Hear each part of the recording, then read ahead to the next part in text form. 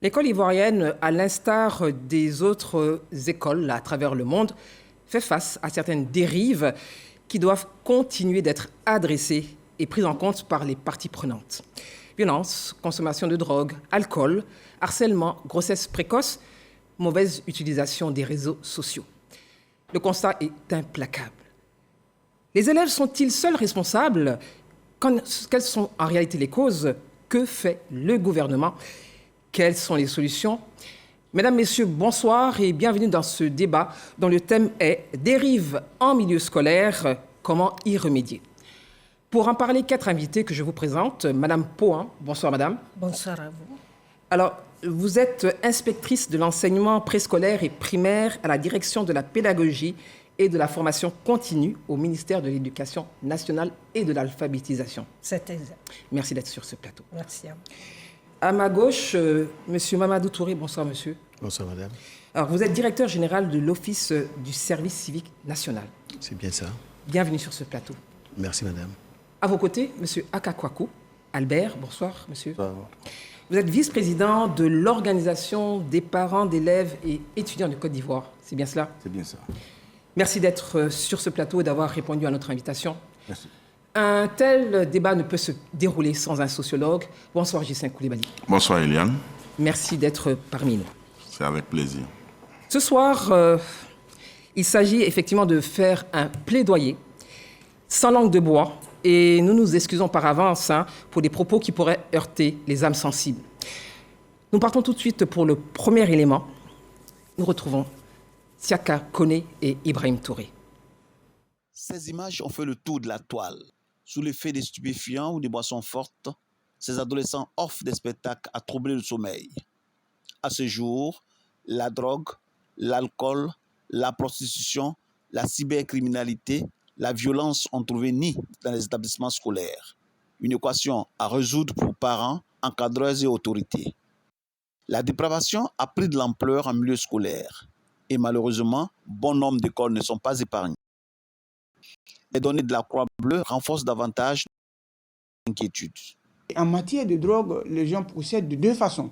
Il y a des produits qui sont pervertis. Ça peut être des cakes, ça peut être du jus, ça peut être... voilà. Et ça, ce sont souvent des mélanges de médicaments interdits, de drogues interdites et qui rentrent dans l'initiation des enfants.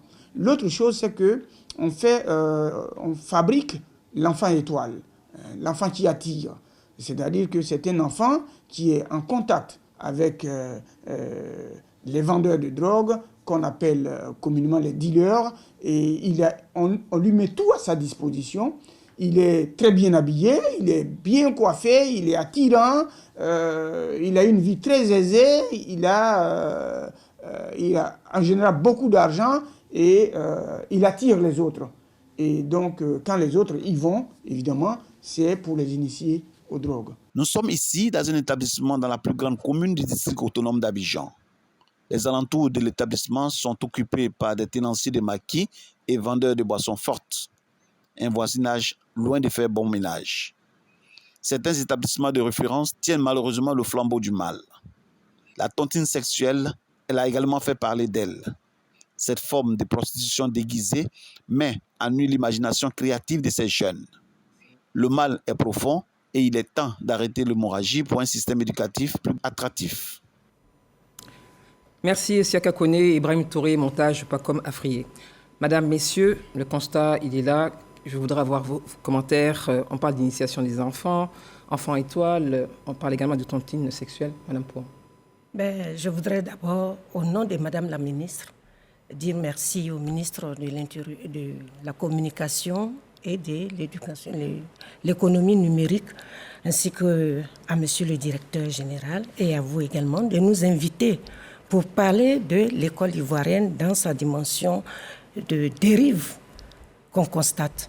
Oui, on a regardé un pan et nous sommes d'accord avec le constat fait. Et parce que l'école, c'est le temple du savoir. Quand ce temple-là se transforme en ce que nous voyons, ce n'est pas bon pour l'image de l'école elle-même. Et surtout, quand on dit que le thème de l'année, c'est « Soyons des citoyens responsables pour une école de qualité ». Mais l'école de qualité, elle se fait dans un environnement de qualité avec des personnes et des élèves de qualité. Des élèves de qualité et un environnement de voulait. qualité. Monsieur le directeur, quel est votre regard justement après avoir suivi cet élément? Écoutez, merci beaucoup de cette invitation. Le constat, il est clair, il est net. Nous l'avons tous vécu, nous l'avons constaté. Nous-mêmes au service civique, on va en dire un mot tout à l'heure. Bien sûr. Nous essayons d'adresser la problématique et que ce soit le président de la République, que ce soit le Premier ministre ou que ce soit le ministre de la Jeunesse, et justement qui est concerné également par cette cible, tout est fait. Nous faisons tout en tout cas pour arriver à juguler les conséquences de ces fléaux, mais tout en essayant aussi d'adresser par la sensibilisation les causes. Oui, aussi bien les causes que les conséquences. Oui. Il faut qu'on aille par la sensibilisation également. Donc tout à l'heure, on vous dira tout ce que nous faisons pour que ce phénomène-là soit de façon concrète. C'est ça. Monsieur Aka, vous êtes donc vice-président de l'association des parents d'élèves et étudiants de Côte d'Ivoire. Après avoir regardé justement ce reportage, quel est vos sentiments? Il plante le décor? Oui, bon, merci déjà de nous avoir invités ici. Là, je parle au nom de l'OPC, au nom de son président, oui. Kadio Aka, Claude. Et l'extrait que nous venons de voir nous montre effectivement nos enfants, parce que nous sommes parents d'élèves, oui. Nos enfants confrontés à un environnement scolaire en perdition. Voilà, évidemment, ça nous interpelle en tant que parents, en tant que famille, ça nous interpelle. Mais on constate aussi que c'est aux alentours de l'école que ça se passe. Ce n'est pas en sortant de la maison. Ce n'est pas autour de la maison que ça se passe autour de l'école. Autour de l'école. Donc on va essayer de voir pourquoi tout ça. Oui, nous sommes là justement, comme je l'ai dit à l'entame de mon propos, pour un plaidoyer. Monsieur Koulibaly, le sociologue que vous êtes, le décor a été planté. Quel justement est votre ressenti par rapport à ce que nous avons suivi ensemble? J'avoue que c'est un élément qui présente des faits, oui. Qui fustige des comportements. Et malheureusement, on pourrait dire que c'est une honte pour l'école ivoirienne. Et ma foi, la première chose qui me vient à l'esprit, c'est de questionner le concept même de dérive en milieu scolaire. Quand on parle de dérive en milieu scolaire, pour le sociologue que je suis, oui. Cela renvoie à un ensemble de comportements, un ensemble d'incidents, donc qui font entorse au consensus qui a été mis en place au niveau de la communauté éducative, donc du système éducatif. Chaque fois qu'on a des comportements déviants, oui. qui viennent impacter le climat scolaire, l'environnement scolaire, et donc impacter négativement les apprenants, qui sont les élèves, impacter négativement l'administration, qui joue son rôle également dans le système, mais aussi qui vient impacter tous les acteurs qui sont à proximité, y compris les parents d'élèves et les partenaires qui accompagnent. Donc, véritablement, le consensus est impacté et il y a un déséquilibre, un dysfonctionnement qui ne dit pas son nom, et c'est une dérive avec plusieurs acteurs qui ont certainement leurs responsabilités. Alors, vous êtes tous les quatre confrontés, chacun à son niveau, à ces dérives.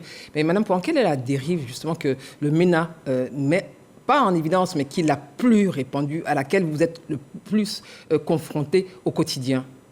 Ben, je voudrais dire que c'est les grossesses en milieu scolaire. Oui.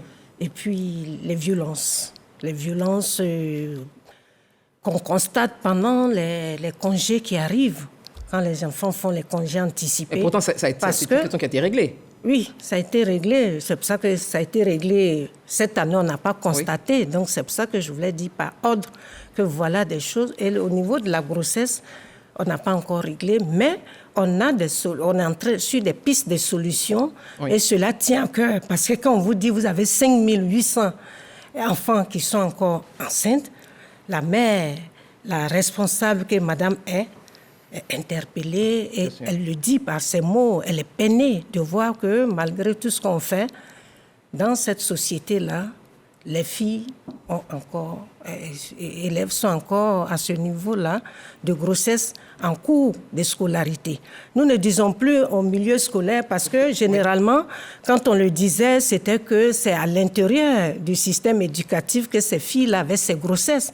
Mais non. Ça se déplacer. Voilà, c'est pendant leur scolarité et c'est des grossesses qu'elles peuvent contracter pendant les vacances et autres. Donc c'est pour ça qu'on parle de grossesse en cours de scolarité. Grossesse en cours de scolarité. Monsieur le directeur, vous êtes donc en charge du service civique. Vous avez été vous-même confronté à ces dérives, mais surtout en termes de solutions, même si c'est vrai que nous en parlerons tout à l'heure. Quelle est pour vous, en tout cas, en tant que justement directeur de cette entité du ministère en charge de la jeunesse, la dérive qui vous préoccupe le plus? Nous avons trois éléments clés qu'il faut signaler tout de suite. C'est l'abandon scolaire et les échecs scolaires. Parce que c'est ceux-là qui alimentent un grand nombre de vulnérabilités dans notre jeunesse. Ça, c'est le premier point. Le deuxième point, c'est les violences. On a des jeunes qui sont de plus en plus violents. On essaie de comprendre également le pourquoi. Oui. Et il y a la question des addictions aux drogues et à l'alcool. Ça, c'est vraiment les trois éléments clés que nous avons dans notre... Mais ces éléments, ils sont liés? Ces éléments sont liés? Oui, parfois ils sont liés. Parfois, ils sont liés. Alors, monsieur Aka, justement, vous êtes vous êtes à la vice-présidente de l'association des parents d'élèves et étudiants de Côte d'Ivoire. Comment, justement, vous réussissez à adresser cette question, donc en interne, évidemment, ces questions de dérive? Qu'est-ce qui vous touche vraiment le plus souvent concernant ces dérives en tant que parent d'élèves? Bon, nous, ce que nous percevons, c'est la duplicité de nos enfants aujourd'hui. La duplicité de vos enfants? Oui, puisque c'est l'enfant, quand il est à l'école, il a un comportement, et quand il est à la maison, il a un autre comportement. Exact. Donc, on ne sait plus, nous n'avons plus la maîtrise. C'est un peu le premier constat que nous faisons. Parce que quand l'enfant vient à la maison, nous avons l'impression qu'il est correct. Mais quand il sort et qu'il est à l'école, à l'extérieur de la maison, il a un autre comportement. Et donc, on peut être surpris des effets que ça dégage, ça donne à l'extérieur après. Et le parent d'élève se trouve en face d'une situation que lui-même ne comprend pas. Bon, maintenant, bien sûr, il y a toutes les dérives que nous connaissons. Hein. Il y a la violence, il y a la drogue, et il y a... tout ce que Mme Pohan a dit tout à l'heure, comme le DG l'a dit, tous ces mots-là, nous les vivons. Hein. Au quotidien. Au quotidien. Alors, je voudrais juste, avant de vous passer la parole, Justin, nous allons, c'est vrai, circonscrire ces dérives au harcèlement scolaire, aux stupéfiants, à l'alcool, à la violence, évidemment, à ce qui est qualifié de tontine sexuelle, aux grossesses précoce. Merci, c'est vrai que vous nous avez donné une autre définition. En cours de scolarité. En cours de scolarité, parce qu'on pourrait passer effectivement toute une nuit pour parler de ces dérives. Alors, vous, le sociologue que vous êtes, justement, qu'est-ce qui vous interpelle? Alors, moi, tout de suite, ce qui m'interpelle, c'est la violence. Et donc, je rejoins monsieur le directeur qui parlait de la violence. Je parle de violence parce que l'école est un terreau favorable à la violence.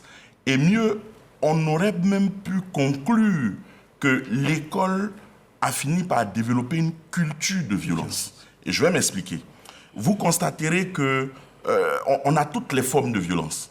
On a les violences physiques au niveau de l'école. Oui. On a les violences psychologiques et émotionnelles. Harcèlement aussi. Exactement. On a les violences sexuelles. On a aussi des formes de viol au niveau de l'école. Donc, on a toutes les formes de violence. Mais malheureusement, quand je parlais de règles ou de consensus, on a des acteurs dans le système. Et chaque acteur est soumis à certaines normes qui régissent les comportements au niveau de l'école. Mais ce qui va se passer, c'est que ne pouvons pas s'exprimer, d'autres ont eu recours à la violence. Je prends un exemple. Quand vous prenez la Fédération estudiantine et scolaire de Côte d'Ivoire, la FESI, quand vous regardez l'historique de la FESI, comment la FESI fait irruption dans le système éducatif. Mais c'était pour permettre à certaines catégories de pouvoir s'exprimer. Je veux parler par exemple du corps enseignant, qui a voulu s'exprimer. Je veux parler des élèves. Il y a eu d'autres syndicats, il y a eu d'autres organisations. Il y a eu d'autres organisations par la suite. Mais quand vous regardez finement, c'est l'intrusion du politique dans l'école. Et c'est ce qui fait que c'est un moyen d'expression, mais en même temps, on a recours à la violence pour pouvoir imposer un certain nombre de choses. Alors, mais malheureusement, c'est le constat que je fais. C'est votre constat. C'est votre constat. Oui, alors, je veux dire aux sociologues que l'école est l'émanation de la société, c'est une micro-société.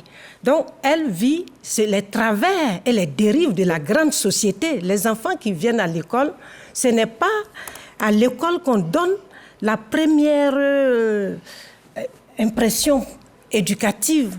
Donc, quand l'enfant vient, il a déjà une éducation. Et quand il vient, il observe les modèles de sa société. Et il reproduit. Il reproduit.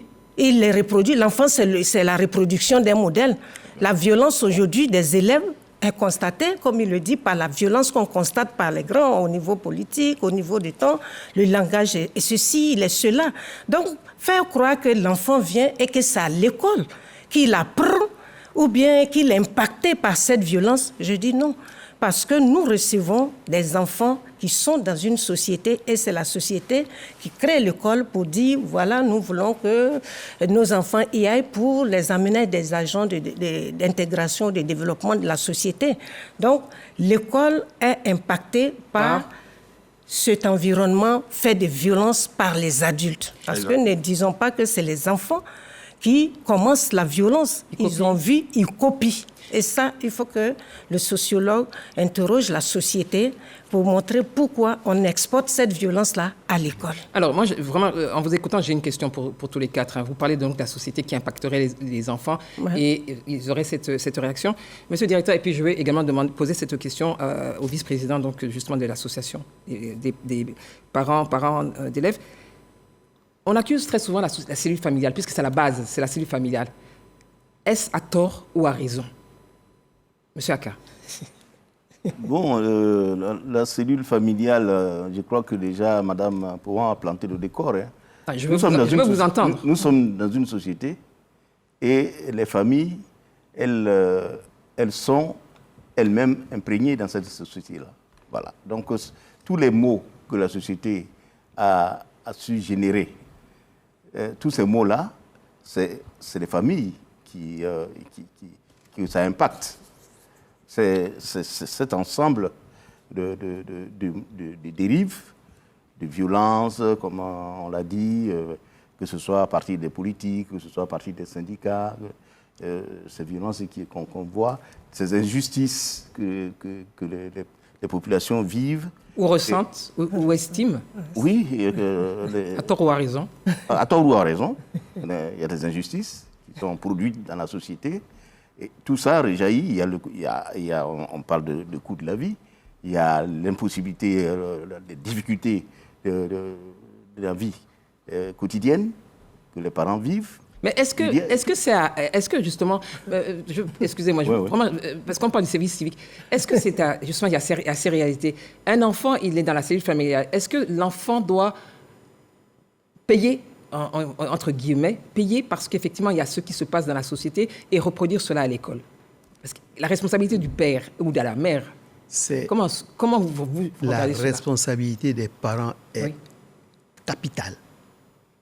J'ai failli dire même c'est les premiers responsables de l'éducation de leur enfant. Le savoir-être, le bon comportement, c'est d'abord à la maison qu'on l'acquiert. Ensuite, évidemment, on ne reste pas dans le cocon familial. Après la maison, on va à l'école. Évidemment, si vous avez des tares à la maison, vous allez certainement les amplifier dans l'environnement de l'école. Mais sinon, pour ma part, ça commence à la maison. Ça commence à la maison. Et je veux rajouter un point. Des jeunes nous disent, nous parlons, mais vous ne nous entendez pas. Ce qui veut dire? Ce qui veut dire qu'on n'a pas les mêmes éléments, on n'a pas les mêmes codes. Nous ne comprenons pas ce que nos enfants disent. Alors, En fait, nous sommes décalés. Pourquoi alors justement cette rupture? Oui. Oui. Pourquoi cette rupture? Oui, moi je pense que effectivement. Après, Madame Pouin, j'aimerais vous entendre aussi. Oui. Pourquoi cette rupture? On Allez-y. parle de famille. Oui. Attendez, mais de quelle famille parlons-nous? Est-ce que les familles de 1960 sont les Même. familles d'aujourd'hui? Je pense qu'aujourd'hui, il y a une sorte de compétition entre l'éducation qu'on acquiert à travers le numérique, donc les réseaux sociaux, et l'éducation qu'on acquiert à la maison. Et finalement, quand vous regardez cette compétition, celui qui prend le dessus, ce sont les réseaux sociaux. Parce que malheureusement... Est-ce qu'à travers les réseaux sociaux, c'est une éducation? Le constat que nous faisons, Oui. c'est que nos enfants, aujourd'hui,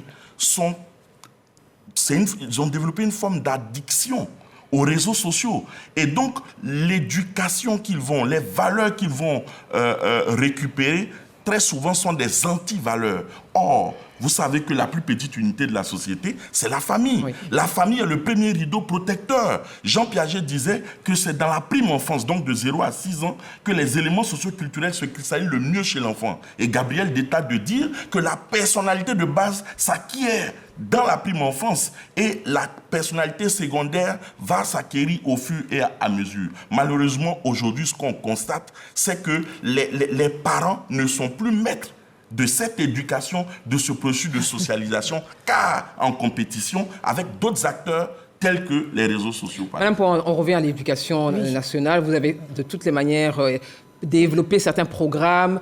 On voudrait quand même vous entendre sur cette question, parce que vous n'êtes pas juste des spectateurs, vous êtes des acteurs. Non, parce que je suis contente que le sociologue reconnaisse que c'est depuis la petite enfance qu'on acquiert les éléments, l'empreinte qu'on marque à notre enfant nous poursuit après.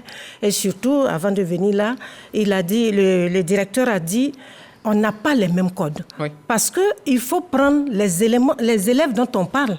On a le préscolaire, on n'a pas de problème. On a le primaire, on n'a pas de problème. On arrive à l'adolescence. Quel problème? Âge de transformation. Ils sont dans tout ce qu'on appelle la provocation, période d'opposition. Ils rentrent dans une intelligence qui fait maintenant des hypothèses parce qu'ils n'étaient pas dedans. Donc, ils comprennent la vie, ils l'analysent et ils sont surtout réfractaires à l'ordre établi. L'adolescence, c'est cela. Mais... C'est une rébellion? Oui, parce qu'on parle d'opposition, de provocation, de rébellion, d'affirmation de sa personne. C'est comme une enquête identitaire. Donc, pour lui, tout ce qu'il veut faire, c'est montrer qu'ils sont présents. Mais c'est la manière qui n'y va pas. On n'est pas dans la violence Mais quand ils sont dans le milieu familial, violence père et mère, violence déjà de base, quand les parents eux-mêmes frappent les enfants, eux-mêmes, il y a les violences. C'est de la violence, frapper un enfant? Oui, c'est de la violence physique. Oui. Et c'est comme si vous transmettez à l'enfant un héritage. Sois violent comme je suis violent envers toi. Parce que certains estiment qu'il faille justement reprendre, entre guillemets, cette relation pour que les enfants changent de comportement. Moi, je pense qu'on peut convaincre sans contrainte. C'est pour ça que quand il a parlé de la famille, quand une famille communique, parce que est-ce qu'on communique avec nos enfants? Ou bien on parle à nos enfants, on parle sur nos enfants, ou bien on communique, c'est parler avec. Quand des enfants sont dans un milieu dans lequel on parle, on est apaisé, le bon ton est là, c'est des enfants qui vont être équilibrés et qui ne vont pas aller se mettre à détruire ce qu'il y a. Parce que ceux qui détruisent, c'est comme s'ils avaient amassé une somme de frustration qu'ils sont en train d'évacuer. Parce que quand vous regardez comment est-ce qu'ils détruisent l'instrument pédagogique, comment ils détruisent la salle de classe, est-ce qu'on a envie de se poser la question, quelle est la représentation de l'école? Justement, je vais poser la question à M. Aka. M. Aka, vous êtes donc vice-président de l'Association des parents d'élèves. Quelle est la représentation que les élèves, selon vous, ou peut-être que vous en discutez, se font de l'école?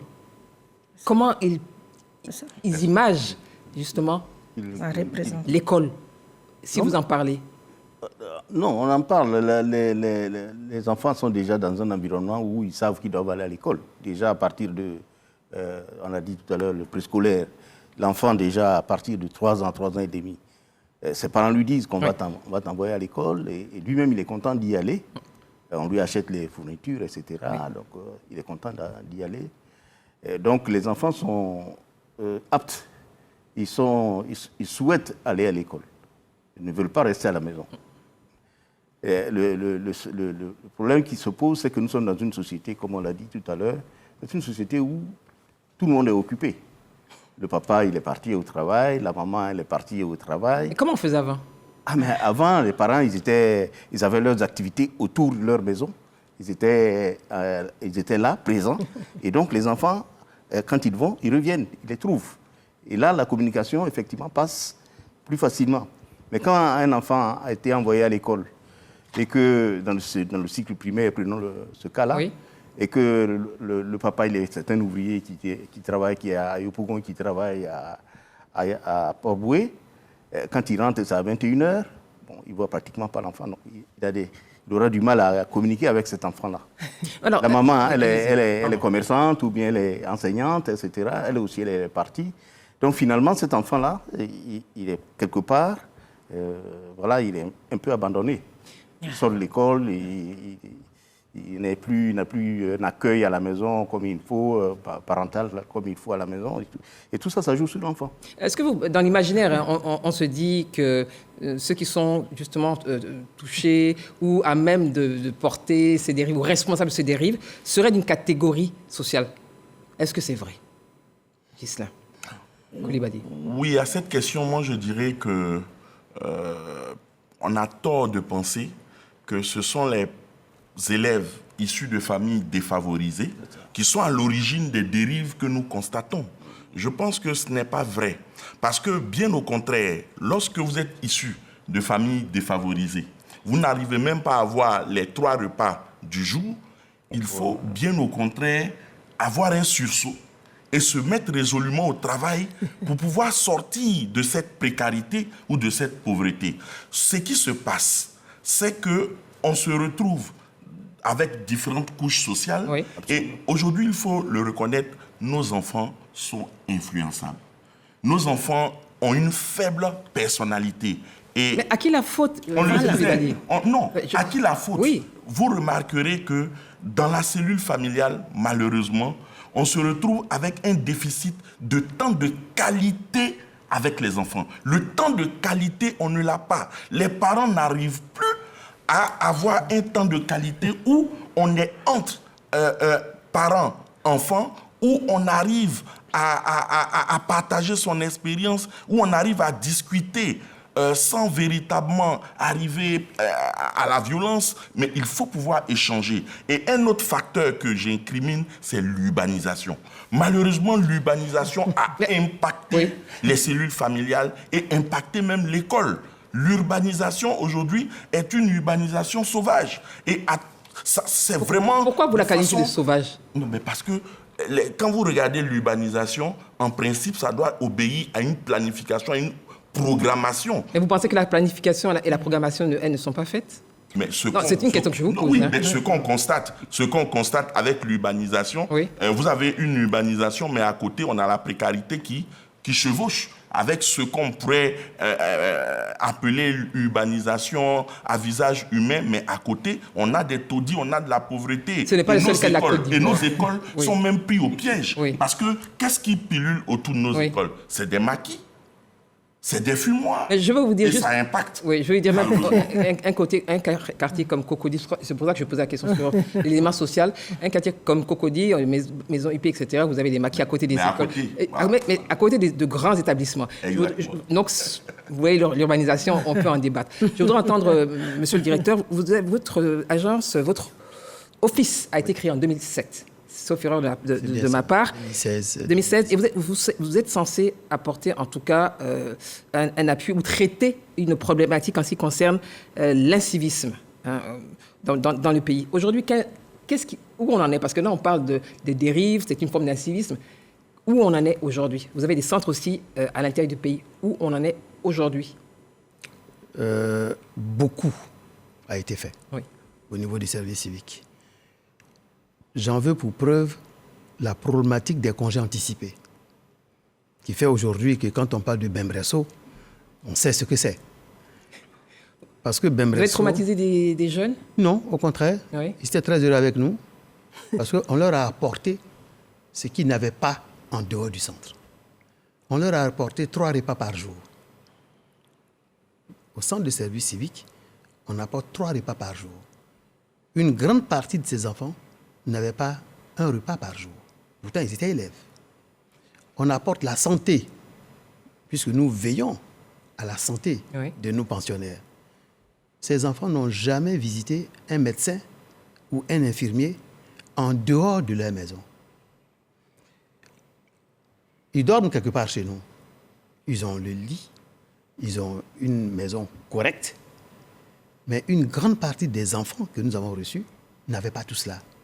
Donc, ça a créé des phénomènes, des comportements très inciviques de vouloir partir de l'école et de provoquer alors les congés anticipés. Mais ça a duré des années, ça. Oui, ça a duré des années, jusqu'à ce que, grâce à Madame la ministre de l'Éducation nationale, qui a discuté avec son collègue, le ministre de la Jeunesse, on est arrivé à récupérer des enfants qui étaient dans les liens de la justice et qui avaient été arrêtés pour troubles à l'ordre public pour essayer de les resocialiser sur le centre de service civique de Bemresso.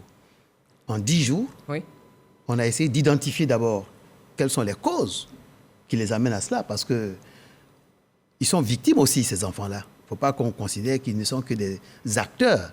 Ils sont aussi victimes. On a bien compris quels sont les éléments clés qui déterminaient leur comportement. On a travaillé là-dessus, mais ces enfants qui sont sortis du Bemresso... Que sont-ils devenus aujourd'hui? Aujourd'hui, une grande majorité d'entre eux a retrouvé la paix et le système éducatif. Ils ont retrouvé leur cellule familiale d'origine? Ils ont retrouvé leur cellule familiale. D'origine? D'origine, oui, parce qu'ils repartent en famille. Oui. Ils ont passé leurs examens. Ils sont même devenus pour nous des ambassadeurs pour promouvoir le civisme et la citoyenneté à l'école. Vous avez vu que depuis ce temps jusqu'à aujourd'hui, on n'a pratiquement pas encore entendu des questions et on touche du bois. Il faut que ça continue ainsi. Voilà, donc sur ce point-là, on a bien déterminé ce qui s'est passé et on a traité. Maintenant, le service civique n'est pas là pour les élèves.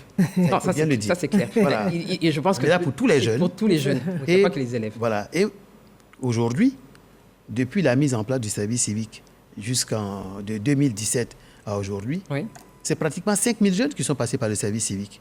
Des jeunes qui sont en situation de vulnérabilité, abandon scolaire, échec scolaire, dans l'alcool, pour certains dans la drogue, sans qualification, sans emploi. Aujourd'hui, plus de 80% des jeunes que nous avons eus sont aujourd'hui resocialisés, qualifiés et insérés en emploi. Très bien. Tout à l'heure, on dira même ce qu'on a actuellement sous la main pour adresser justement la problématique qui a été décrite tout à l'heure, les addictions. Dans les solutions. Avant d'entendre M. Aka, je voudrais, Mme Pan, vous entendre. C'est vrai qu'il a été question de cette prise en compte justement des congés anticipés avec le MENA, le ministère de la Jeunesse et via donc le service civique et d'autres ministères qui ont accompagné justement ce processus. Ce processus-là, le ministère de la Jeunesse, comme on l'a dit. Et puis également, avant d'arriver là, je voudrais dire au sociologue, à M. Ghislain, c'est pas un dialogue. Non, je vais dire qu'il faut que le parent trouve le temps. Parce que vous mettez un enfant au monde, ce sont les problèmes que nous avons. Quand vous interrogez un enfant, mon père ne m'aime pas, mon père n'est jamais là.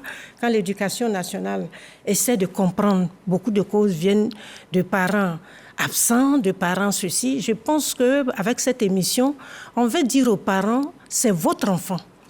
C'est votre enfant que vous confiez à l'éducation nationale, dans la coéducation. Donc, quand cet enfant manque d'amour, puisqu'on dit que l'amour est un carburant, quand cet enfant manque d'amour, il vient à l'école en manquant de confiance en lui et d'estime de soi, des éléments importants dans l'apprentissage. Et également, quand j'écoute monsieur le directeur, il dit ces enfants ne mangeaient pas 3 fois, ils n'étaient pas ceci. Donc, il nous montre déjà le profil. Parce que je me dis, un enfant qui est en situation de réussite, un enfant qui est en situation de confiance en l'école ne va pas aller détruire l'école, ne va pas aller se mettre dans les dérives. Est-ce qu'il y a seulement de la destruction en ce qui concerne l'école? Parce qu'on a parlé des dérives, on a énoncé l'alcool, la drogue. Oui, non, beaucoup, mais ce qui a amené Bembressou, c'est les congés anticipés. Tout à fait. Et ça, c'est tellement grave parce que déjà, nous n'avons pas assez d'infrastructures, on en parle. S'il faut venir, vous êtes libre de ne pas venir à l'école. Quand vous voulez. L'école est obligatoire Oui, c'est obligatoire. Non, je n'ai pas dit de quitter l'école. Oui. Mais nous n'allons pas aller vous menacer, tout cela. Mais vous ne pouvez pas venir déloger. C'est ça. Ceux qui ont envie de réussir leur vie. Et nous ne pouvons pas accepter également que des élèves bravent l'autorité. C'est la ministre qui dit on rentre ici parce que nous avons un quantum horaire pour valider les diplômes. Et ça, il y a une autorité. Donc, il faut montrer que cette violence-là, parce qu'elle n'avait pas de sens. Vous savez, parfois, vous dites c'est parce qu'on est incompris. Est-ce que dire qu'on veut des congés anticipés est logique? Monsieur Acker, est-ce dire qu'on veut des congés anticipés, est-ce que c'est logique? Justement, vous, en tant que parent d'élève, vice-président de cette association, comment vous avez vécu cela? Et justement, quelle a été votre approche? Comment vous maintenez justement aussi ce statu quo? Bon, on n'est pas du tout satisfait de ça, puisque nous avons eu... C'est-à-dire? C'est pas bien, nous avons eu même plusieurs séances, plusieurs visites dans les écoles. Quand le phénomène a commencé à se propager, on a ciblé des écoles, on a envoyé nos équipes, on a rencontré donc l'administration de l'école, les enseignants, les élèves, et on leur a fait comprendre que ce comportement, ce n'est pas nous les parents qui leur ont dit de le faire, et qu'il faut qu'ils cessent parce qu'il y a une autorité, c'est l'autorité de l'école qui a fixé un calendrier. Et ce calendrier, il faut le suivre. Mais qu'est-ce qu'ils vous disent? Qu'est-ce qu'ils vous disent? Qu'est-ce qu'ils vous répondent? Ils sont conduits par des petits noyaux, en fait. Donc il y a des meneurs? Oui, il y a des meneurs, c'est l'effet du groupe. Parce que quand nous allons dans ces écoles-là, on a fait plusieurs écoles, au moins 5 ou 6 écoles. Quand on les a interrogés, on a échangé, ils sont tout à fait enthousiastes. Oui. Vous savez, les enfants, comment ils sont, quand vous vous intéressez à eux et tout ça, ils sont enthousiastes. Parce qu'ils ont vu que les parents d'élèves, l'organisation des parents d'élèves venus là, rencontrer l'administration, les professeurs et tout. Ils étaient tout heureux. Et puis, bon, eux-mêmes se posent la question, se demandent comment cela a pu arriver. Comment cela voilà, arrive. Mais ce sont des meneurs qui sont à l'intérieur. Il faut les repérer et puis les adresser là où il faut les adresser. Alors justement, nous sommes là justement au stade dans les causes. Voilà. On est vraiment de plein pied dans les causes. Et je voudrais vous poser la question concernant les réseaux sociaux. On en a parlé tout à l'heure lorsqu'on a fait l'état des lieux, mais les réseaux sociaux qui font l'apologie, on l'a vu au journal de 20h, l'apologie de certaines substances et même des challenges aujourd'hui sur des réseaux sociaux.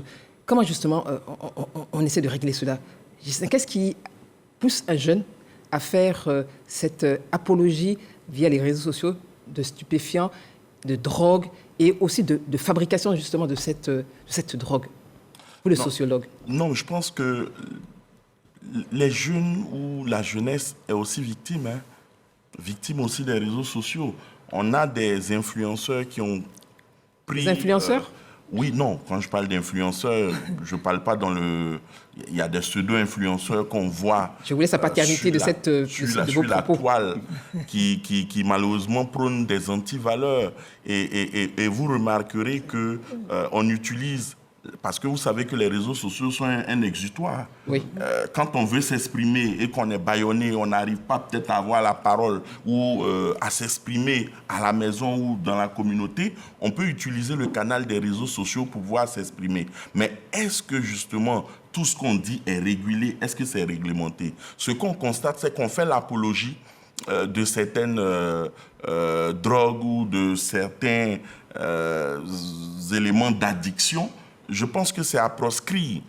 Mon problème ici, c'est comment on a accès à Internet, comment on utilise Internet et est-ce qu'on maîtrise Internet. Malheureusement, je pense qu'il y a un véritable problème. On n'arrive pas à utiliser de façon optimale Internet qui est à la base un outil de démocratie, un outil de développement, un outil qui est censé créer, je vais dire, un rapprochement entre un peuple. Malheureusement, c'est un outil qui est perverti aujourd'hui et malheureusement, on se retrouve avec de grandes firmes qui utilisent les réseaux sociaux pour faire la promotion de leurs produits. Malheureusement, c'est des produits toxiques.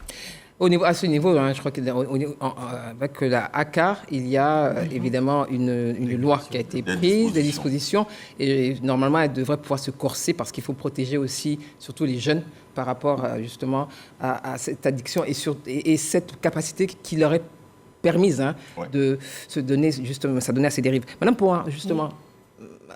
Pour vous, moi je parlais des réseaux sociaux, mais même pendant les violences, c'est avec les réseaux sociaux, et vous voyez qu'aujourd'hui on diffuse.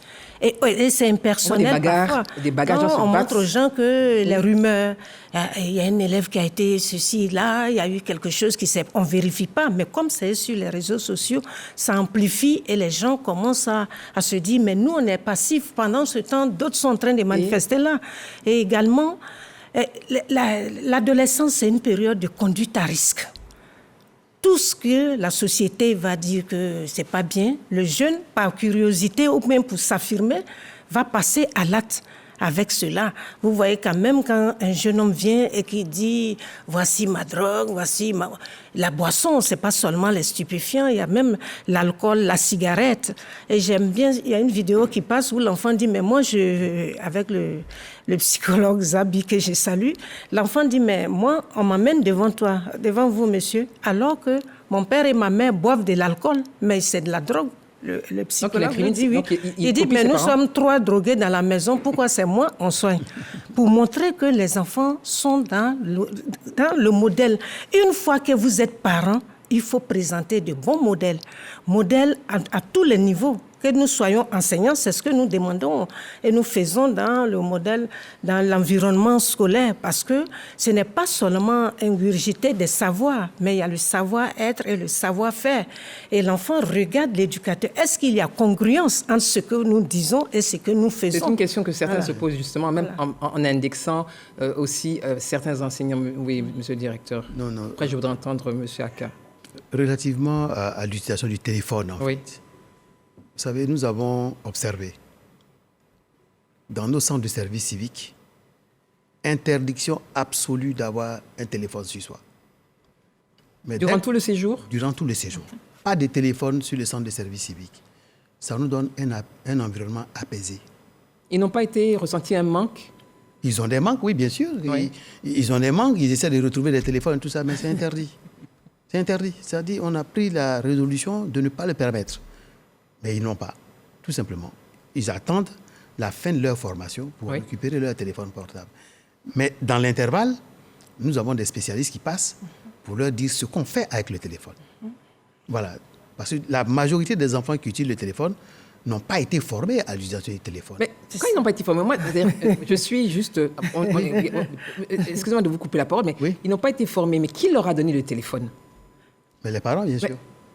Non, mais bon, les familles, elles sont nombreuses. Dans les stades de la société, on sait très bien. Il y a des enfants qui sont issus de Cocody, il y a des enfants qui sont... Il n'y a pas que Cocody. Il y a Cocody, mais il n'y a pas Cocody. Non, mais attendez, la réalité, c'est ça. Oui. La réalité, c'est ça. C'est que les enfants ne sont pas au même niveau social. Oui, c'est vrai. Ils ne sont pas du même... Alors, ceux qui possèdent là, ce sont ces enfants qui viennent des familles aisées et qui ont tous ces appareillages. Et les autres viennent autour.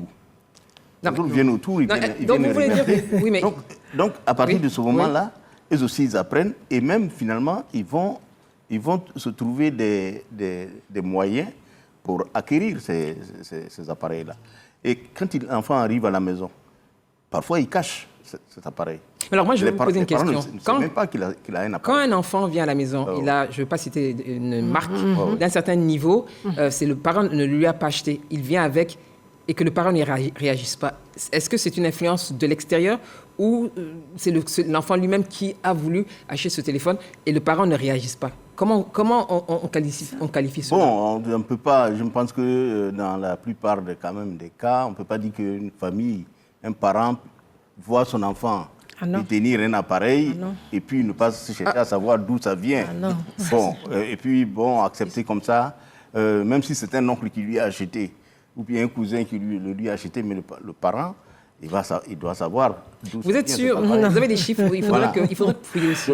Donc, je ne sais pas si les exemples sont nombreux dans ce cas-là, mais ce qui est certain, c'est qu'effectivement, les enfants, ils passent par des voies pour acquérir ces téléphones. Mais ce n'est pas avec l'argent de la famille. Ce n'est pas avec l'argent du parent. Bon, donc, où ils trouvent cet argent? Et pourquoi cela ne choque pas le parent? C'est la question. Parce qu'il faut qu'on arrête de dire c'est l'extérieur, ceci. C'est vrai que l'extérieur va avoir un impact sur un enfant fragile.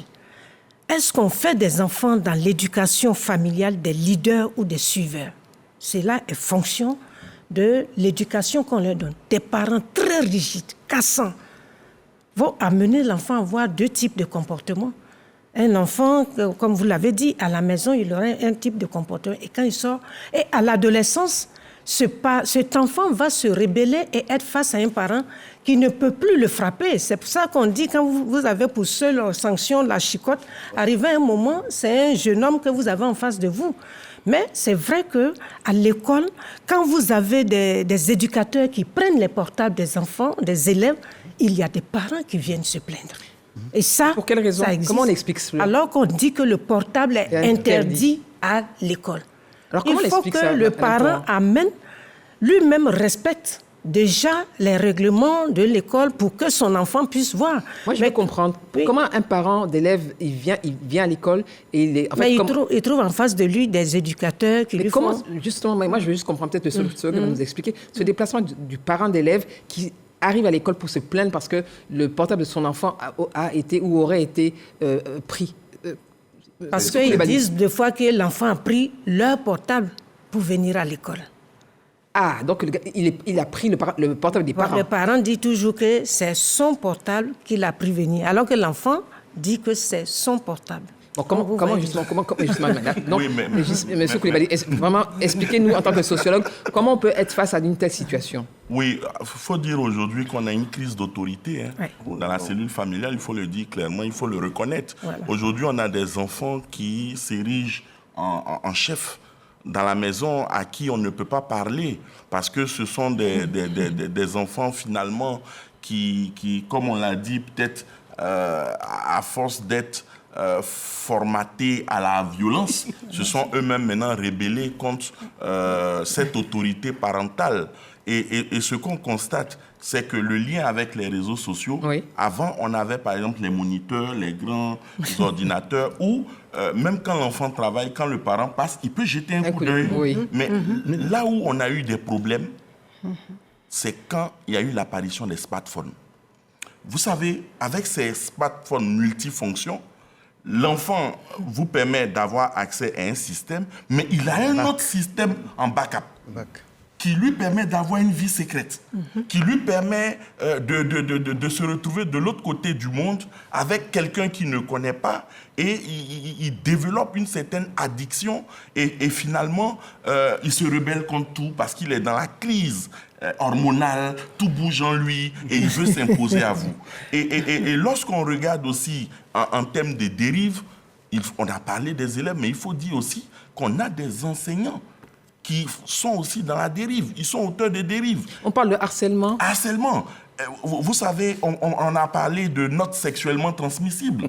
On a entendu dire cela. Lorsque vous avez des enseignants qui se retrouvent au détour de l'école, dans un bistrot, en train de prendre un pot avec un élève à qui il devrait donner l'encadrement, l'éducation, ou avec une petite fille pour qui il a des sentiments et il a des relations coupables, en réalité, les dérives sont à tous les niveaux. Et quand on regarde, malheureusement, la pauvreté ne peut pas tout excuser. Je pense qu'aujourd'hui, les élèves aussi ont leur part de responsabilité. Autant les parents ont leur responsabilité, il faut aussi qu'on dise la vérité à nos enfants qui tombent bien souvent dans le gain facile. Ils veulent l'argent facilement, une génération pressée, qui veut tout avoir sans sacrifice, mais c'est ce que ça donne. Est-ce qu'on peut parler de questions, M. Aka, de questions de modèles, de repères, de ce qui est visible, M. Aka? Est-ce que ce dont parlait M. Coulibaly n'est pas justement la conséquence de la recherche d'un modèle ou la perte de valeur de modèle?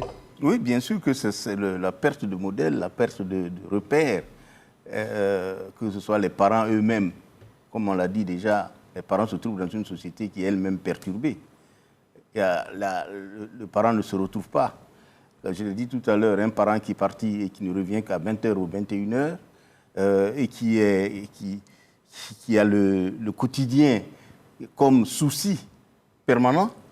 Bon, mais ce parent-là, je vous prends au mot. Hein. Oh, oui. Il y a des parents qui rentrent chez eux à 21h parce qu'ils habitent, c'est une question de distance avec la ville, les embouteillages, mais il n'a pas de souci dans son quotidien. Mais l'enfant peut déraper ou avoir des dérives qui seraient celles que l'on cite. Alors, est-ce que justement, ce n'est que le fait que le parent rentre tard et qu'il y ait des problèmes dans son quotidien qui amènerait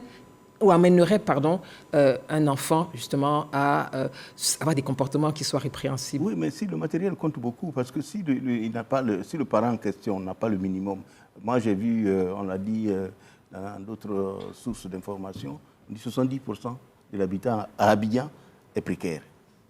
Donc ça veut dire... Oui, c'est des experts immobiliers qui l'ont dit en plus. C'est pas... Voilà. Non, je demande votre source des experts immobiliers. Voilà. Admettons. Oh, oui. Je ne veux pas les citer. Non, mais admettons. Alors si 70%, même si on prend même 50% de l'habitat qui se trouve... Moi, je n'ai pas de chiffres, donc je préfère justement qu'on n'avance pas des chiffres parce qu'on ne les a pas ici. Mais on le sait. On sait que la majorité on sait très bien que l'habitat abidjanais, une bonne majorité se trouve dans le précaire. Ça, il ne faut pas se leurrer. Moi, je n'ai pas de chiffres. Non, ce n'est pas les chiffres, c'est la réalité qu'il faut voir. Donc, quand ces personnes-là, ces familles-là vivent dans ces conditions-là, et qu'ils ont réussi à mettre leur enfant à l'école, et que l'enfant est parti, et que le fil est en quelque sorte un peu coupé, finalement, le suivi quotidien fait défaut, et cet enfant se retrouve dans un environnement où il est pris un peu en otage par son environnement. J'ai l'impression que le DG n'est pas totalement d'accord. Déjà, je veux vraiment vous entendre. Je ne suis pas tout à fait d'accord. Exprimez-vous. Non, mais je n'ai pas sur ce terrain-là. Moi, je veux juste donner un chiffre. Oui. 77% de la population ivoirienne a moins de 35 ans. Absolument. Ouais, c'est ça. Les parents même sont jeunes. Oui. C'est ça le vrai problème. Nous avons une population extrêmement jeune. Les expériences dont nous parlons, les anciens qui ont eu une vie tranquille, bien disciplinés, respectueux, ils sont combien?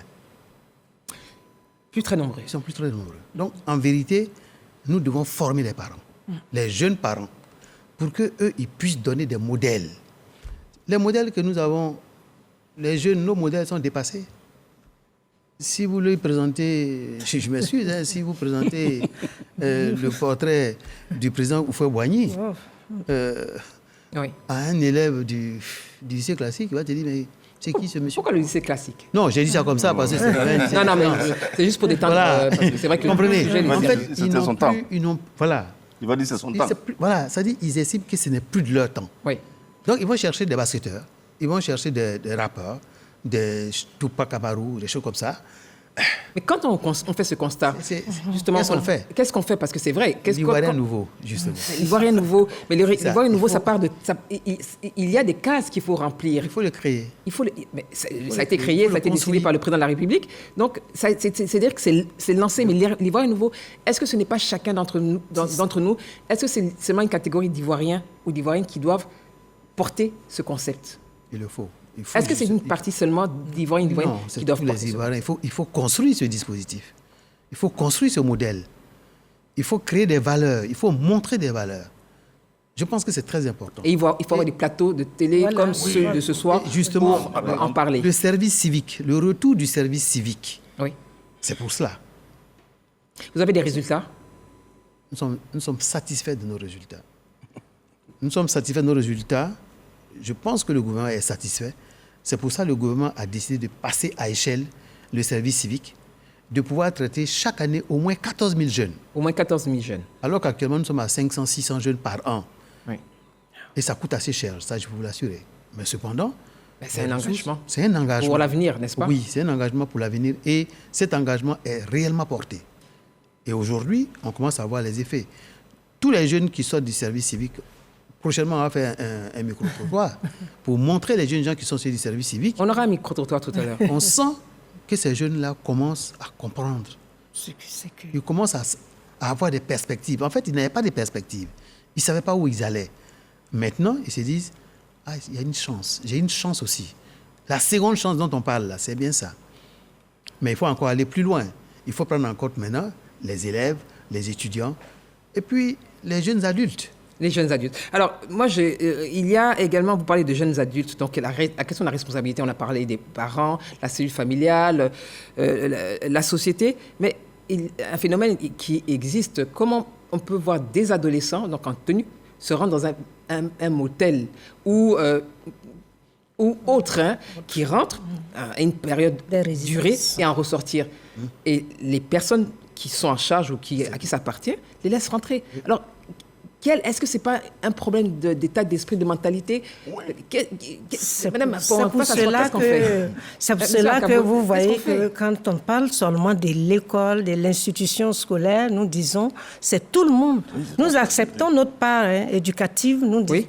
Mais quand nous avons fini de dire aux élèves, voilà, et que l'élève sort de l'établissement, il va, comme vous le dites. Mais ce n'est pas normal. C'est une question de valeur. Voilà, on voit des élèves, des mineurs, qui sont interdits des débits de boissons, mais qui sont dans les résidences, dans les motels. Qu'est-ce qu'ils vont faire? Donc, il appartient à ce responsable-là qui est là, mais parfois, les gérants même sont des mineurs. Vous voyez que parfois, les gérants, c'est des jeunes gens qu'on ne veut pas, peut-être, pas tous, qu'on ne veut pas payer peut-être au prix normal, et qui pensent que cela doit être... Mais il y a parfois des adultes. En parler montre que c'est toute la société qui est responsable de ce que nous reprochons à ces enfants. Parce que si vous y allez, qu'on vous dit que ce n'est pas possible, vous allez dans un deuxième et qu'on met en place, en application, les règlements, les lois en vigueur qui montrent que les mineurs n'ont pas accès à ceci. Et je l'ai constaté un jour où les gens qui emmenaient toujours un enfant acheter de la boisson dans un maquis, l'ont emmené... Il avait quel âge? Il avait moins de 15 ans. Et ils l'ont emmené ce jour-là acheter de la boisson dans un supermarché. Et les gens ont dit que nous, on ne vend pas de l'alcool à un enfant. Le supermarché a refusé. Oui. Donc, l'enfant est venu dire... Ils ont dit, c'est parce qu'eux ne veulent pas d'argent. C'est ce qu'ils ont... Il a dit non, que c'est interdit parce que je n'étais pas là quand ils avaient envoyé. Oui. Donc, ça veut dire que si chacun prend conscience que l'enfant qui est en train de dévier, d'aller à la dérive, face aux dérives qu'on a dit, nous sommes comptables et nous sommes des éducateurs. Chacun va jouer son rôle et nous allons avoir l'enfant nouveau, l'adolescent avec des valeurs. Mais nous sommes toujours dans la condamnation. Est-ce que nous sommes dans la compréhension parfois de ces enfants? Est-ce que vous êtes dans la compréhension, Monsieur Aka, parce que vous êtes un parent d'élève, donc vous avez c'est une organisation. Est-ce que vous êtes dans la compréhension ou dans la condamnation ou dans l'accompagnement? Qu'est-ce que vous faites concrètement? Bon, qu'est-ce que nous faisons? Je peux vous dire que nous avons déjà, il y a 2 ans, on a même fait un colloque à l'université ici. Oui. Les parents d'élèves, on a fait un colloque, on a essayé de tenir un peu de moyens pour faire. Parce que l'école, effectivement, il y a toutes ces dérives-là que nous sommes en train de voir. Oui. Et nous avons dit, mais il faut faire un colloque. On a fait un colloque pour vraiment répertorier, essayer d'identifier tous ces mots. Et nous avons même versé cela à l'EGENA, aux États généraux de l'éducation nationale. Et l'école elle-même, elle a fait les États généraux. Pourquoi? Parce que, justement, les dérives sont là. Tout le monde constate que l'encadrement est insuffisant, que ce soit au niveau de la famille, que ce soit au niveau de l'école. Oui. Et comme l'école, c'est là qu'on donne l'instruction quand même, il faut faire un effort pour pouvoir maîtriser la situation. Donc, l'école a fait, nous les parents d'élèves, ce que nous avons pu recenser, nous avons reversé dans les résolutions des EGENA. Donc, ce que nous demandons aujourd'hui, si on applique bien les EGENA, bon, c'est vrai que c'est dommage que ça a été décidé sur 10 ans. Pour nous... C'est une génération. C'est 10 ans. C'est une génération. C'est long, mais bon. C'est une génération. Mais si on arrive à faire ça, je pense qu'on sortira. Vous pensez qu'on en sortira et les populations espèrent également que ces jeunes s'en sortent et proposent des solutions. Alors, nous les retrouvons au micro de Guedro et Ibrahim Touré, montage Pacom Afrié. La première option que l'État doit faire, c'est vraiment impliquer les parents même dans la gestion de leurs enfants au-delà de la maison. Parce que les parents pensent que quand les enfants vont à l'école, c'est les maîtres qui ont toute la responsabilité. Or, pourtant, l'enfant doit commencer à la maison et terminer à la maison. Et même pendant son absence à la maison, il faudrait que les parents soient impliqués. Et malheureusement aussi, on constate que l'État laisse pratiquement les maquis à côté des écoles et tout ça là, ça attend vraiment les enfants. On constate qu'il y a dans certaines familles, malheureusement, il n'y a pas d'autorité parentale forte. Donc par moment, les enfants sont délaissés. C'est aussi l'occasion de tirer l'attention des parents pour que vraiment ils soient regardants vis-à-vis de l'éducation de leurs enfants. Que les parents, d'abord, éduquent bien leurs enfants, qu'ils leur apprennent un certain nombre de choses à la maison, qu'on ne boit pas. N'allez pas dans les maquis, dans les manguidromes et tout ce qui... ne fumez pas. Les parents fournissent beaucoup d'efforts, Beaucoup disent que les parents échouent, mais en réalité c'est faux. Les parents fournissent beaucoup d'efforts. C'est aux élèves maintenant de faire leurs devoirs. C'est comme ça. Quand tu vas à l'école, il y a ce qui se passe à l'école et puis il y a ce qui se passe sur le chemin de l'école. Et à l'école en question, c'est l'éducation. Mais sur le chemin de l'école, c'est là que tout se passe. C'est là l'influence même des camarades, machin et tout. Donc ça l'élève maintenant de pouvoir distinguer entre le bien et le mal. En Afrique, la famille a un sens. C'est à juste titre que l'enfant appartenait à la communauté. Mais nous avons implanté l'individualisme où l'enfant n'appartient même plus à sa famille. Alors qu'avant, dans nos sociétés anciennes, l'enfant appartenait à la communauté. Où une gaffe, on n'attend pas papa, le voisin peut te donner orientation. On nous interdit de toucher aux enfants des autres. On nous interdit de parler aux enfants des autres. Tout le monde est livré à lui-même. Et après, on se plaint. C'est malheureux, c'est ce qui nous arrive. Merci donc à ces messieurs qui se sont prononcés. Réaction, Madame Pohan, tout le monde, ils sont livrés à eux-mêmes. Il faut oui, beaucoup d'enfants s'auto-éduquent, si on a envie de regarder. Mais c'est vrai que les parents n'ont pas démissionné. Moi, je dis qu'ils sont désemparés. Les parents sont désemparés. Ils nous appellent au secours parce que éduquer... Quelle est la solution? Parce que là, on est dans les solutions. Oui, on rentre dans les solutions. Oui. Ce qui est bien, c'est que au MENA, on fait beaucoup de sensibilisation. Donc, il y a l'école des parents. Oui. Quand on va, qu'on parle. Et nous prenons la communauté. L'école des parents, c'est ça? L'école des parents qu'il y a partout, dans beaucoup de structures, où on parle aux parents de la coéducation. Comment est-ce qu'il faut éduquer son enfant, surtout les adolescents, comment communiquer avec l'adolescent. On essaie de comprendre l'environnement familial, il y en a qui sont orphelins, il y en a qui sont ceci. Quelles sont les crises? Qu'est-ce qui se passe pour que l'enfant soit dans la position dans laquelle il est? Peut-être qu'il est en échec scolaire et autres.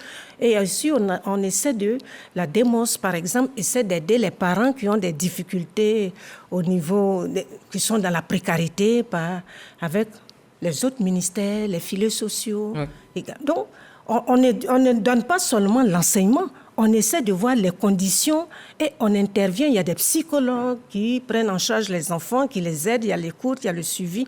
Donc, je veux dire que l'école joue sa partition. Il faut qu'il y ait une interaction. Une interaction. Il faut que les parents comprennent qu'on nous confie. Donc, c'est nous qui aidons les parents. Ce ne sont pas les parents qui aident l'école. Ce n'est pas de façon réciproque, Non, parce que je le dis, quand vous venez confier votre enfant et qu'on vous appelle pour un problème concernant l'enfant et que c'est la servante, c'est le chauffeur, ce n'est pas des personnes qui peuvent agir sur le devenir scolaire de cet enfant-là qui vient répondre, vous montrer à l'institution que l'enfant n'est pas votre priorité puisque vous ne répondez pas quand on vient. Il faut que les parents le comprennent et ça frustre l'enseignant, l'éducateur qui les convoque. Il faut trouver un temps. Le temps, ça se trouve. On n'a pas dit la quantité de temps, on dit la qualité. La qualité de l'accompagnement. Justin Coulibaly, qu'est-ce que vous en pensez en termes de solutions? Oui, moi je pense que la problématique que nous abordons est abordée sous l'angle vraiment holistique. Tous les éléments se tiennent. L'école fait partie de la société. Oui, c'est ça. Et pour moi, il faut reconnaître que la Côte d'Ivoire est sortie de crise ou encore est dans un processus de consolidation de la cohésion sociale, de la paix. Et le PIB commence à mieux se porter. On a on a allé jusqu'aux 2 chiffres. C'est vrai qu'on est revenu avec la pandémie Covid-19. C'était mondial. Pour moi, aujourd'hui, il faut que nos décideurs, c'est-à-dire le gouvernement ivoirien, travaillent pour la relance économique, mais surtout pour la redistribution des richesses. C'est important. Lorsqu'on redistribue... Est-ce que vous pensez que le gouvernement ne travaille... On a la jeunesse, oui. Ils sont engagés. Vous pensez qu'ils ne travaillent pas pour justement la croissance économique et ils sont engagés. Que les choses reprennent? Nous appelons justement le gouvernement à poursuivre, puisqu'aujourd'hui, c'est sous le vocable de la solidarité. Oui. Et donc, je parle de redistribution des richesses à dessein, parce que le gouvernement s'y est engagé. Donc il faut continuer, parce que l'école aujourd'hui, quoi qu'on dise, n'est pas gratuite. Et on a en Côte d'Ivoire... Ça, c'est encore un sujet. Ah oui, je vois Madame Point. C'est pas le sujet, c'est pas le sujet, mais n'est pas gratuite, Point... il faut absolument que les parents puissent avoir des ressources pour investir dans l'enfant. Et mieux, je terminerai sur ça, le système éducatif. Attention, ce qu'on constate, c'est que nous avons un système éducatif qui développe des approches. Ce que je sais, c'est qu'aujourd'hui, on a un défi par rapport aux effectifs pléthoriques parce que les infrastructures éducatives n'ont pas suivi. Lorsqu'on se retrouve avec 100 personnes, 100 élèves dans une classe, le ratio n'est pas bon et c'est difficile de suivre chaque élève. Est-ce que c'est ça qui non, mais pour moi, les dérives aussi peuvent avoir pour facteur déclencheur l'environnement de travail, l'environnement scolaire. Donc pour moi, il faut absolument qu'on travaille à réduire les effectifs. Je me rappelle, dans ce pays, on avait 30 élèves pour un enseignant. Aujourd'hui, on est à 100. Donc, c'est la démographie qui a explosé. Et donc, il faut qu'on fasse aussi des efforts à ce niveau. Je pense que Mme Point est là, le ministère de la nous regarde et l'État. J'ai envie de dire que c'est vrai, mais en 2 mots, on veut choisir le moins de mal. La priorité, c'est laquelle? Oui, on peut vouloir dire que nous voulons 30 élèves, mais nous allons laisser sur le carreau d'autres élèves.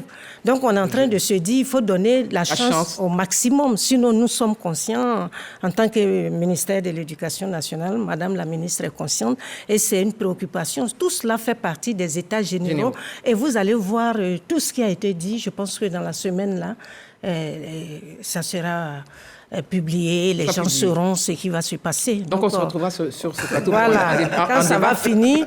Non, en tant que personne, on sait que l'environnement, on sait que tout ce qu'il faut faire pour que Célestin Freinet vous dit il faut 30 personnes, 25 personnes. Ça, c'est l'idéal. Mais c'est l'idéal. Mais dans nos pays, permettons à chacun de pouvoir bénéficier de cette éducation en attendant qu'on puisse faire mieux. L'éducation est un droit. Voilà. Oui, DG. L'éducation est un droit, mais ça a un coût. Tout à l'heure, on nous disait la démographie. Oui. C'est moi qui l'ai dit. Nous avons une population scolarisable qui a explosé, mais la population qui contribue à financer cette population scolarisable n'est pas élevée. Donc, tout le poids repose sur l'État. C'est ça. Mais l'État a diverses priorités. Oui. Dans l'éducation, la santé, tous les autres secteurs, les infrastructures. Donc, moi, je veux interroger plutôt notre capacité à générer nous-mêmes des valeurs. Donc, on revient à la base. Est-ce qu'on travaille suffisamment? Oui. Est-ce qu'on valorise suffisamment nos produits? Est-ce que nous travaillons pour produire de l'argent? Est-ce que nous ne comptons pas un peu trop sur l'État? Ou bien, quand nous-mêmes nous avons nos propres ressources, est-ce qu'on met nos ressources dans l'éducation de nos enfants et pas dans autre chose? Je pense qu'il y a un ensemble d'éléments qu'il faut... Donc, votre proposition, c'est laquelle, DG? Premièrement, je veux attirer notre attention sur un fait. Oui. Chacun d'entre nous a un enfant ou une fille de cette catégorie-là à la maison. On en a tous. Mais on ferme les yeux. Pourquoi on ferme les yeux? Je ne sais pas pourquoi. On en a honte. Pourquoi avoir honte? Mais parce que ce n'est pas un modèle, ce n'est pas une valeur. On n'aime pas montrer son enfant qui est... Voilà, on veut avoir un enfant bien. Donc ça va perdurer alors si c'est le cas? J'espère que non. Maintenant, si c'est les solutions. Moi, ce sont les solutions, justement. Les solutions que je vais vous donner, c'est... Il y a plusieurs réunions au niveau du gouvernement qui ont eu lieu, notamment au niveau du Conseil national de sécurité. Tout à fait. Et il y a trois axes de solutions qui sont préconisés. La répression. Et ça a commencé. Vous avez vu? Oui. Pour l'instant, c'est un peu timide, peut-être. Il va y monter en puissance. Nécessairement, parce que la situation s'aggrave. Il va falloir ensuite, pendant qu'on est en train de faire cette répression, lutter contre la désinformation. Parce que quand les personnes qui sont en train d'être réprimées, c'est sans acculer, automatiquement, ils désinforment. Sur les réseaux sociaux. Ou bien, ils vont aller sur les réseaux sociaux pour dire, en réalité, c'est les pharmaciens qui font rentrer ces produits, alors que tout le monde sait que ce n'est pas les pharmaciens, mais que c'est des réseaux parallèles. Ou bien, ils vont dire, oui, c'est un homme politique important, ou bien ils ciblent des personnes importantes pour donner l'impression que c'est cette personne-là qui protège un quelconque trafiquant. Ça, ce discours, on entend. Donc, la répression doit s'amplifier et va s'amplifier. Répression 1. La sensibilisation 2. Doit se faire. Oui. Et la prise en charge, parce qu'il y a des jeunes qui sont déjà là, pris en charge, et qu'on doit prendre en charge. Et à ce niveau, le programme qui est en train d'être conçu, c'est en 4 étapes. Les centres d'écoute et d'accueil. Il faut accueillir, écouter, orienter les enfants. Il n'y en a pas suffisamment. Les efforts sont en train d'être faits pour mettre en place ces centres-là, notamment dans nos infrastructures du service civique et dans les infrastructures du ministère de la Santé. L'autre élément, c'est les centres de prise en charge. Lorsqu'on a détecté qu'il y a des enfants qui ont des problèmes, il faut pouvoir les traiter. Bien sûr. Pour l'instant, pour une phase pilote, il y a 3 centres qui sont annoncés dans nos centres de service civique. Le moment venu... on en reparlera. On sait déjà dans quelle région? Oui, on sait à peu près dans quelles localités ça va se faire.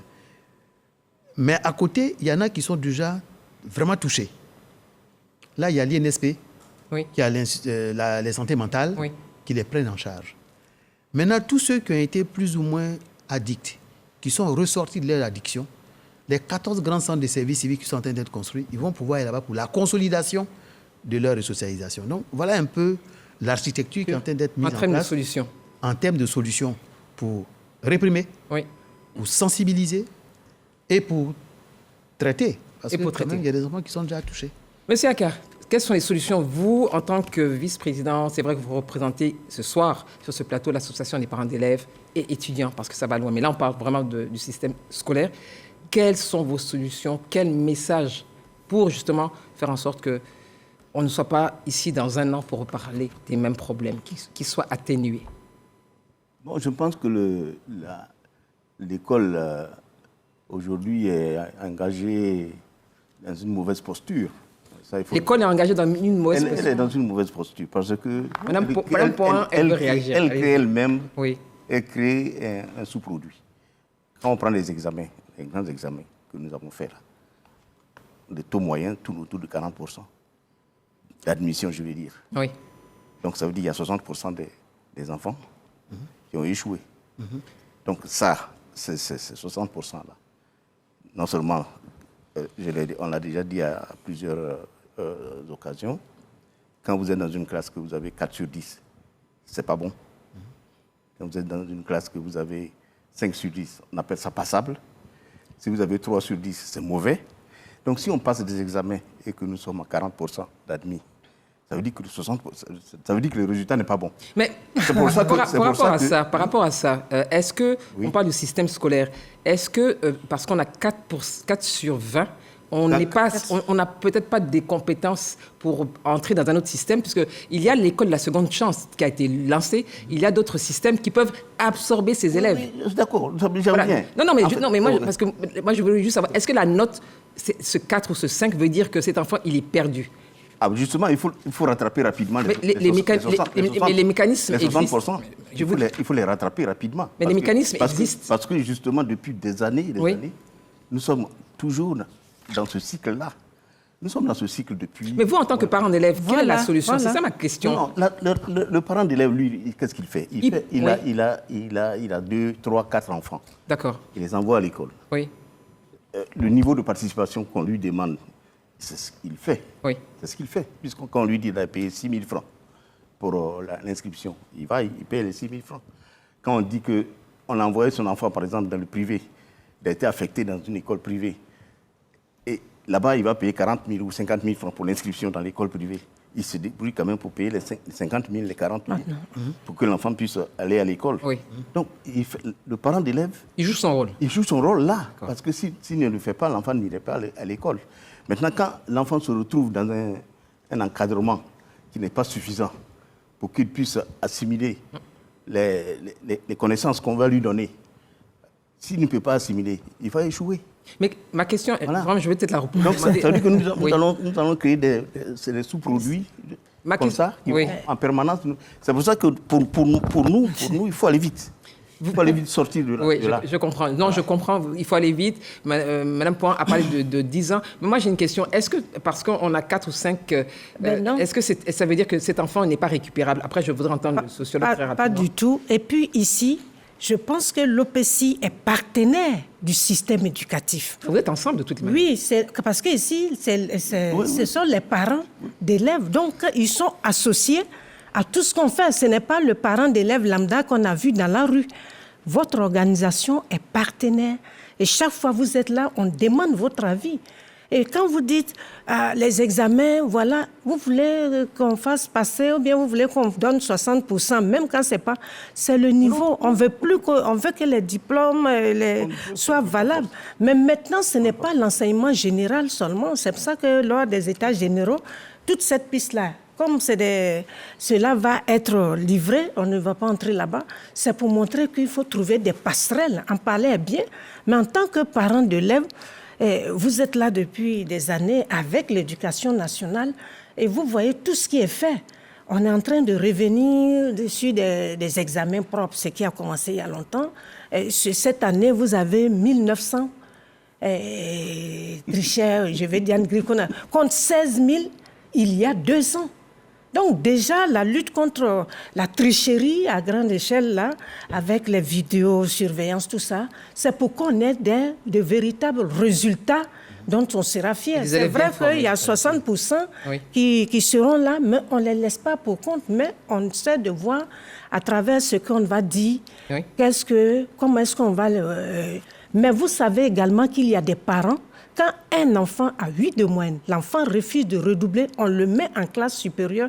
Donc, ceux qui passent les examens... L'enfant refuse de redoubler et les parents le mettent en classe supérieure. Pas le public, dans le privé généralement. Donc, il n'a pas le niveau. C'est tout cela qui gonfle l'effectif des élèves qui passent les examens.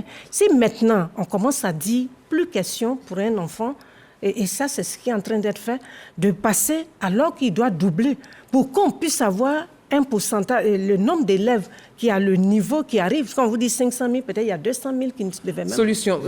Oui, juste après, je vais réécouter. Je vais reprendre, solution rapidement. Ce que je veux dire, il faut qu'on revienne aux fondamentaux. L'enfant doit appartenir à la communauté. Le processus de socialisation se fait à l'intérieur de la cellule familiale, mais aussi à les groupes de pairs. Donc, quand l'enfant se retrouve à l'école, l'enfant se retrouve dans l'entreprise, l'enfant se retrouve, dans la communauté doit avoir un regard bienveillant. Absolument. Donc, il faut que notre système éducatif intègre également les valeurs ancestrales ou les valeurs culturelles positives que la communauté a. Deuxième proposition que je fais, c'est de faire en sorte que l'État reste ferme. Reste ferme par rapport à la consommation de l'alcool. La répression. Oui, c'est la répression. La sanction. D'accord. La sanction. Il faut la tolérance zéro face à la drogue, à la consommation de la drogue et de l'alcool. Et il faut lutter résolument contre toutes les formes de VBG, donc les violences basées sur le genre. Et pour nous, il faut moraliser tout l'environnement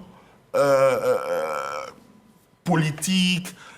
Parce qu'en réalité, quand je parle de cela, les enfants imitent, les enfants reproduisent. Cette crise de modèle qui fait que désormais, on veut utiliser l'ascenseur social pour se retrouver au plus haut niveau de la société, il faut que ça cesse. Il faut qu'on donne de bons exemples et les bons exemples, ça commence même dans la cellule familiale.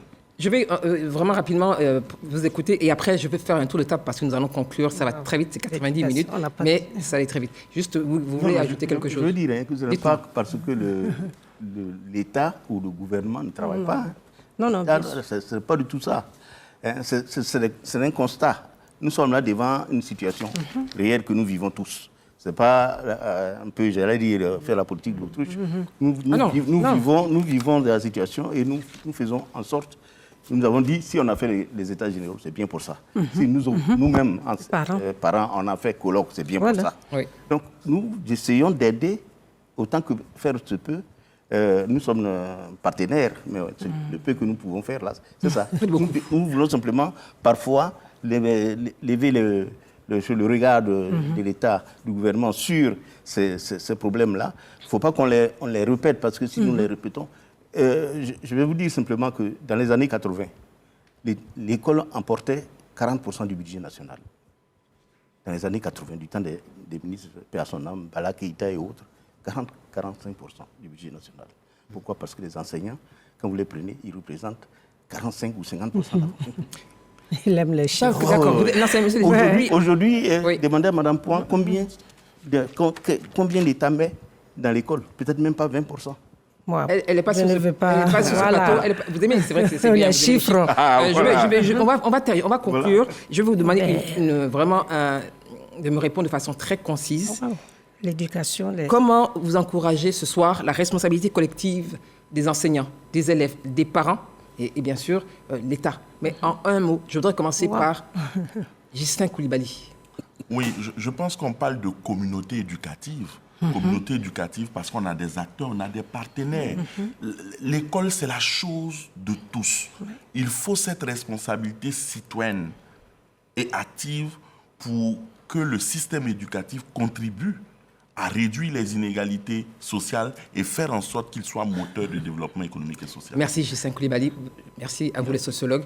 Monsieur Aka, votre message? Nous ne sommes parents d'élèves, nous sommes partenaires de l'école. Et nous demandons simplement qu'on continue de nous associer.